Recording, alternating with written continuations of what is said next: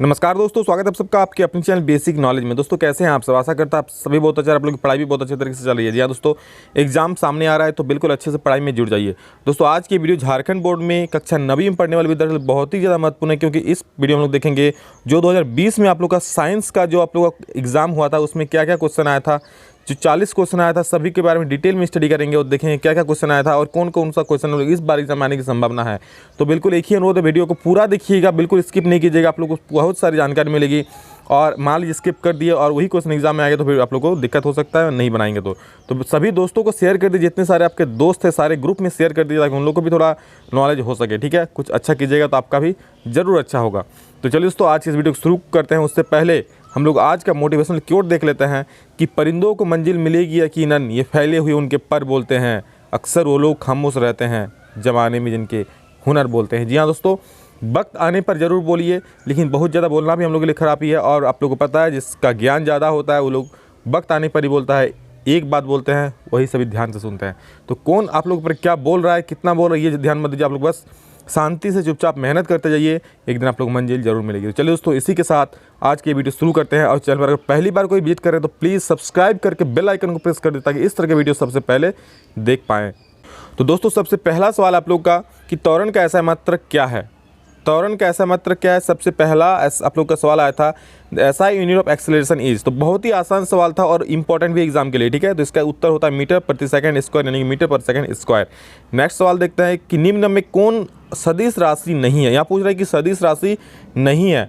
तो सदिश राशि मतलब जिसका मैग्नीट्यूड और डायरेक्शन दोनों होता है। तो चाल देखिए इसमें मैग्नीट्यूड होता है पर डायरेक्शन कोई नहीं होता है। ठीक है, अगर वेग रहता, भार का भी डायरेक्शन है, त्वरण का भी डायरेक्शन है, विस्थापन का डायरेक्शन यानी कि दिशा है सभी का, लेकिन चाल की कोई दिशा नहीं होती। हाँ, वेग अगर रहता तो वेग की दिशा होती है। ठीक है, तो यहाँ पे चाल सदिश राशि नहीं होगा क्योंकि इसका डायरेक्शन नहीं है, इसका दिशा नहीं है, इसलिए option 2 is the right answer. ठीक है, नेक्स्ट देखते हैं हम लोग कि इकाई समय में वस्तु के द्वारा तय की गई दूरी है। इकाई समय में, यूनिट टाइम में, the distance travel in unit time is क्या होता है? तो इसको हम लोग बोलते हैं चाल। ठीक है, वही अगर बोलता कि डायरेक्शन के साथ विद डायरेक्शन, दिशा में, इकाई समय में किसी दिशा में चली गई दूरी तो उसे हम लोग कहेंगे वेग। ठीक है, तब वेलोसिटी हो जाता, लेकिन इसमें सिर्फ इकाई समय में बोला है इसलिए चाल होगा।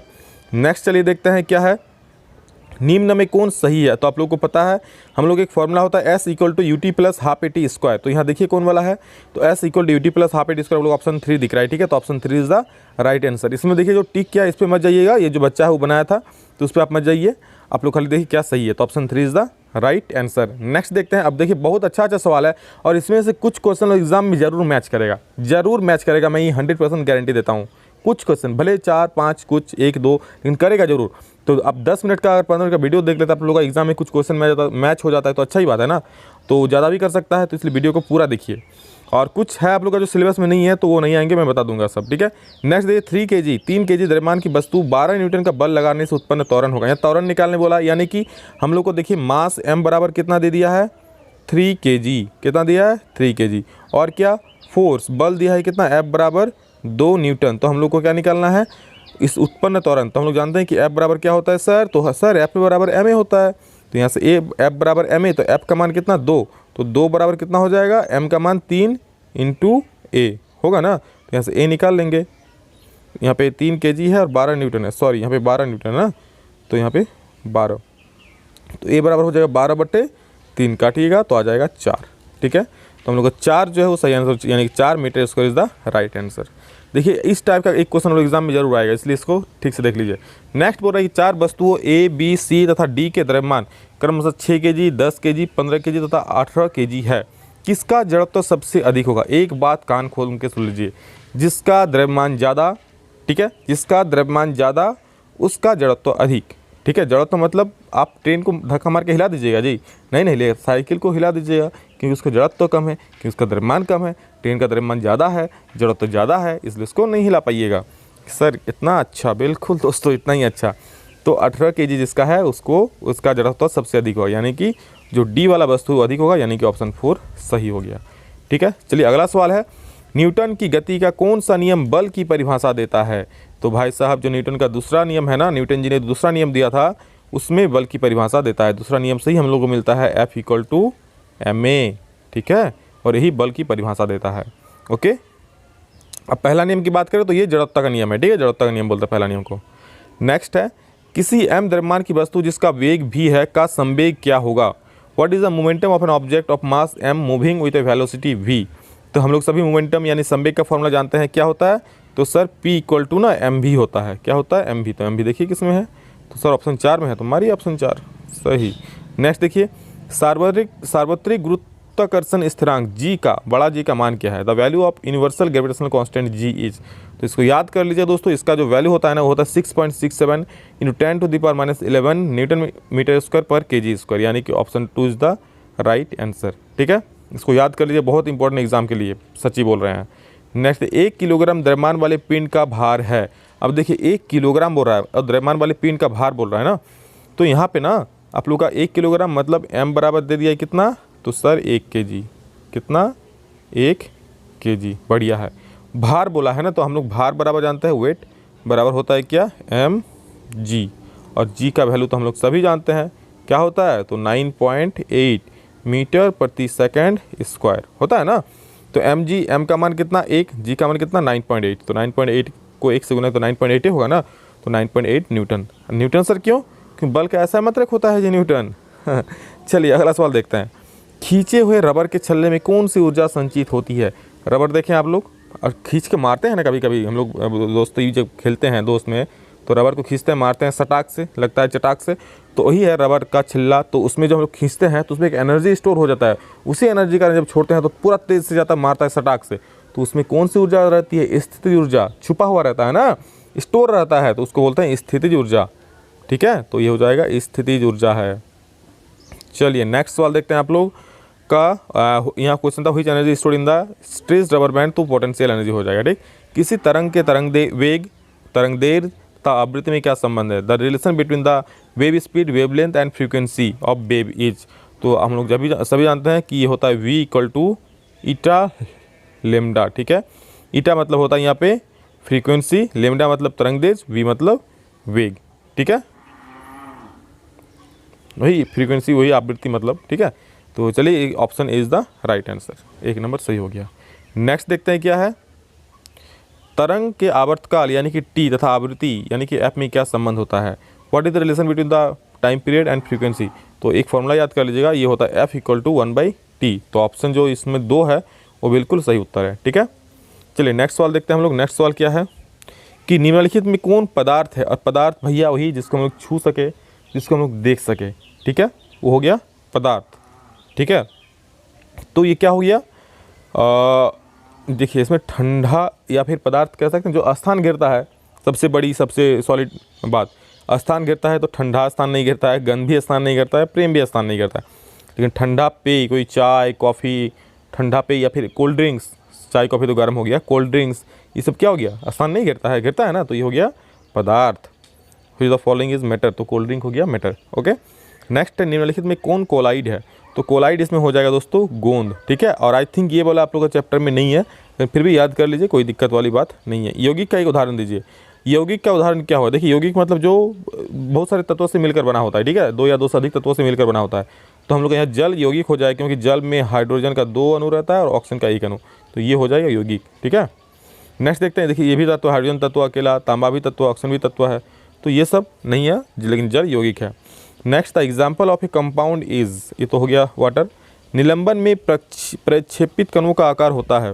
तो निलंबन में प्रक्षेपित कणों का आकार कितना होता है, 100 नैनोमीटर से बड़ा होता है। ठीक है, यानी कि the size of dispersed particle in suspension is, तो ये हो जाएगा मोर देन 100 नैनोमीटर। ओके, चलिए नेक्स्ट सवाल की तरफ चलते हैं। अगला सवाल 18 नंबर है कि साधारण नमक का रासायनिक सूत्र। बहुत ही आसान सवाल ये वाला।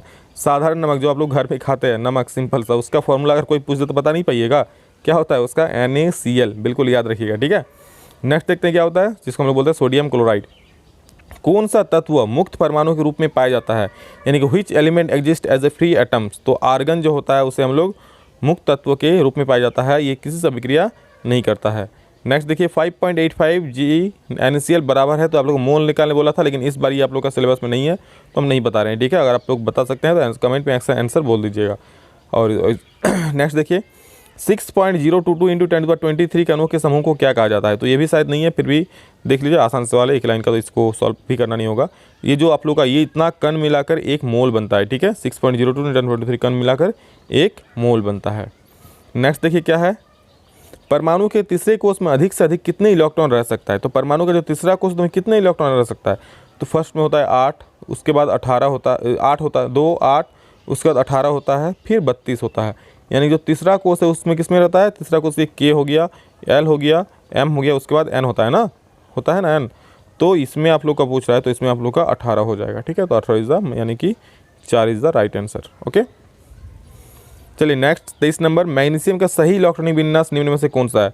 तो मैग्नीशियम का जो हम लोग चूज सब ले, उसका सबसे पहले उसका परमाणु संख्या पता होना चाहिए। तो मैग्नीशियम का सर क्या होता है? तो मैग्नीशियम का होता है 12। 12 को हम लोग कैसे लिखेंगे इलेक्ट्रॉनिक विन्यास? तो 2, 8, 2। तो ऑप्शन 3 सही हो गया, ठीक है। 2 8 10 और 2 12 हो गया ना। चलिए नेक्स्ट देखते हैं कि किस कण में द्रव्यमान होता है किंतु आवेश नहीं होता? कौन सा ऐसा कण है? Which particle has mass but not charge? जिसमें द्रव्यमान होता है पर आवेश नहीं होता है। देखिए आवेश यानी कि चार्ज किस में होता है? जो न्यूट्रल होता है। तो न्यूट्रॉन, न्यूटन को देखिए, न्यूटन क्या है? न्यूट्रल। न्यूट्रल मतलब कोई चार्ज होता है नहीं, उसको मारिए पीटिए कुछ नहीं करेगा। तो जो लड़का न्यूट्रल होता है वो एकदम शांत बैठा रहेगा। तो उसी टाइप का ये न्यूट्रॉन है, वो बिल्कुल न्यूट्रल रहता है, उसका द्रव्यमान तो होता है पर कोई चार्ज, कोई आवेश उसमें नहीं होता है। चलिए दोस्तों अगला सवाल देखते हैं हम लोग कि व्हिच पार्टिकल है मास, वो तो हो गया। किसी तत्व के परमाणु में 6 न्यूट्रॉन एवं 6 प्रोटॉन है, तत्व का परमाणु द्रव्यमान होगा। तो परमाणु द्रव्यमान न्यूट्रॉन प्लस प्रोटॉन होता है, तो 6 और 6 कितना हो जाएगा? सर 12 हो जाएगा, तो मारिए 3। नेक्स्ट देखिए, कोशिका का पावर हाउस, बायोलॉजी में आ गया हम लोग, ठीक है। बायोलॉजी देखिए आप लोग का, नेक्स्ट अब बायोलॉजी है कि कोशिका का पावर हाउस को क्या कहते हैं? तो इसको हम लोग बोलते हैं माइटोकॉन्ड्रिया, यानी कि option 3 is the right answer, ठीक है। नेक्स्ट देखिए, ये तो the power house of cell is mitochondria. पादप कोशिका के चारों तरफ पाई जाने वाली झिल्ली का नाम है। पादप कोशिका की तरफ जो चारों तरफ झिल्ली पाई जाती है, उस झिल्ली को क्या कहते हैं हम लोग? तो उसको हम लोग बोलते हैं कोशिका भित्ति। नेक्स्ट देखिए क्या है, तो the membrane around a plant cell is named as cell wall. Okay, निम्नलिखित में से कौन फ्लोएम का भाग नहीं है? तो इसमें जो स्नायु है दोस्तों, स्नायु फ्लोएम का भाग नहीं है, ठीक है। स्नायु फ्लोएम का भाग नहीं है, जिसको हम इंग्लिश में बोलते हैं ligament. Ligament is not part of phloem. Next देख, कौन सा उत्तक जल और खनिज का वहन करता है? कौन सा उत्तक है जो जल और खनिज का वहन करता है? तो जल का कौन करता है? ये जाइलम करता है। आप लोग याद रखिएगा, जौ से जाइलम, जौ से जल, ठीक है। तो जल का वहन कौन करता है? जल और खनिज लवण का जाइलम करता है। अगर खाना का बोलता है तो जाइलम और फ्लोएम।